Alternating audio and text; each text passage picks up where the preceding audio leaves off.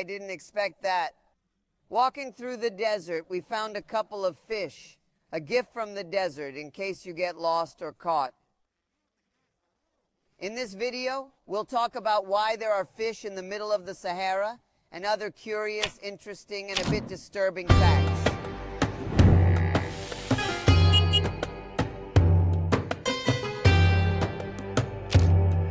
We're in southern Morocco or western Sahara or the Spanish province of Sahara, depending on who's telling you.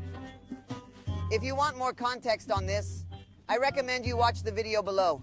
I leave the link in the description. A rather complex situation to which we have already dedicated a full video. And today, we are going to visit the city of Dakhla, one of the largest in the whole territory located just south, very close to the official border with Mauritania.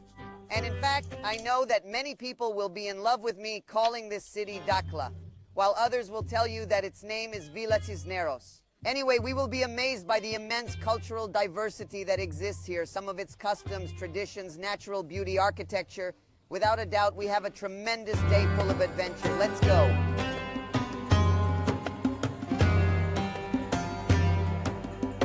And we start in the center of the city, in this block, which is literally called Plaza, because it was built by the Spaniards a long time ago.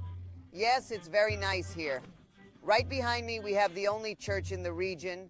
This is the Church of Nuestra Señora del Carmen, which was also built by the Spanish when they had a full occupation of the region, and it has not been destroyed because it is considered a cultural heritage and very important historically. The people of this town are very nice. They are very friendly. The reason why this happens is because this is the only tourist city. We visited another city, for example, in the region called El Ayun, where it felt more dangerous when they see you with a camera.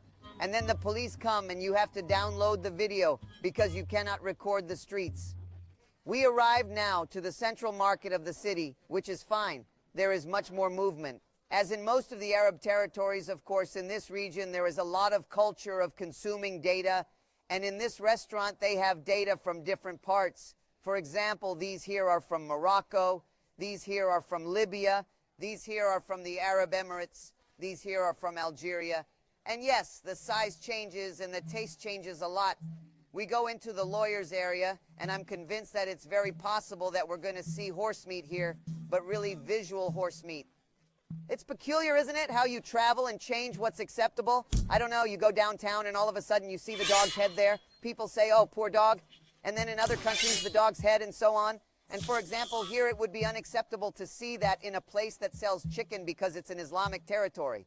All meats that are sold have to have a mark that indicates a registration number, and likewise that this meat is halal.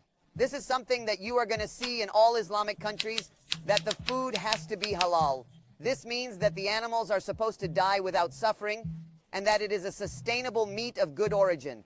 And yes, on the meats we can see that they all have their mark, that it was verified that the meat is halal, and that it is good, that it is clean, and that the animal, in theory, did not suffer. We went to buy some horse. Okay, now we are ready for the heat because we are going to the dunes. What caught my attention the most was this. Look, horse milk soup. Yeah, I've never seen this before, but never, never, never, never, never. And look, I've seen curiosity soups, but horse milk. And look, in case it's not a curiosity, horse in French is anaise. Anaise is going to clean up well. You clean your anaise with anaise soup.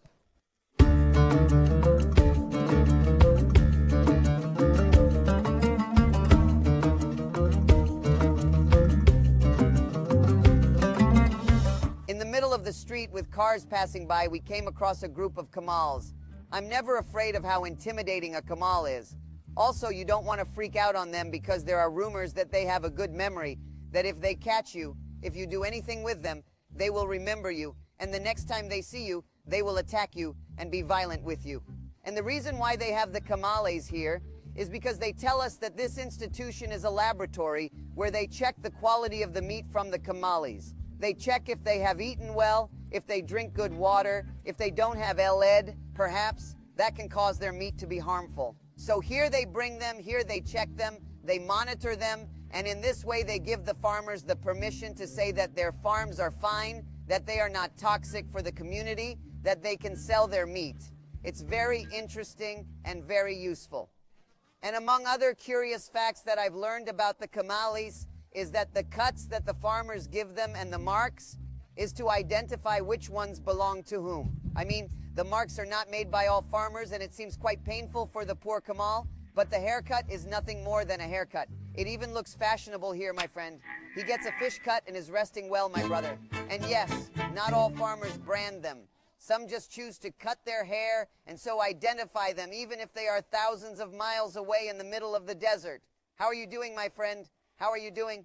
Thank you very much. Thank you very much. Do you have a horse in Spanish? Yes, my friend is extremely kind. At first, when he came to talk to us, I thought he was going to say he couldn't shoot Kamalis, and I thought he was going to say yes. But no, the other way around. It's like they are filming the Kamals. They are tired under the heat. We offer them a nice tea. That's the tasty warmth. No, man. How nice is this day? Let's go.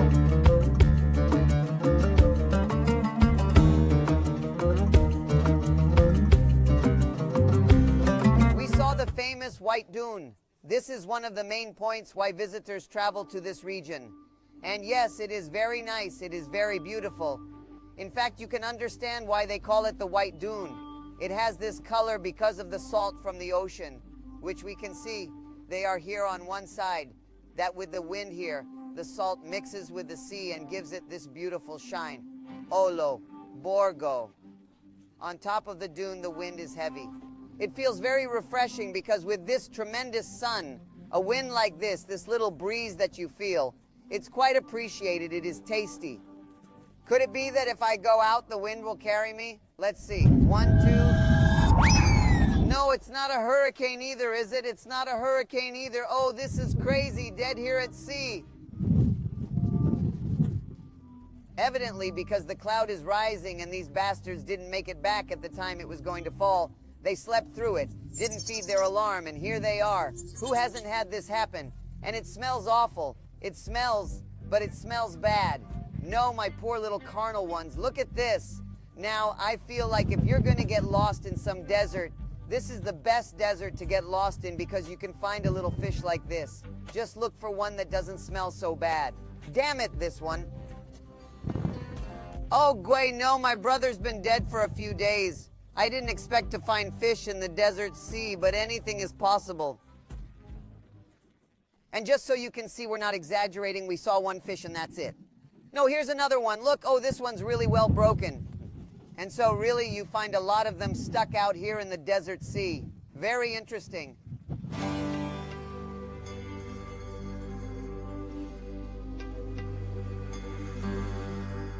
A funny thing happened to us. Our guide told us that we were going to be taken to a fish plant.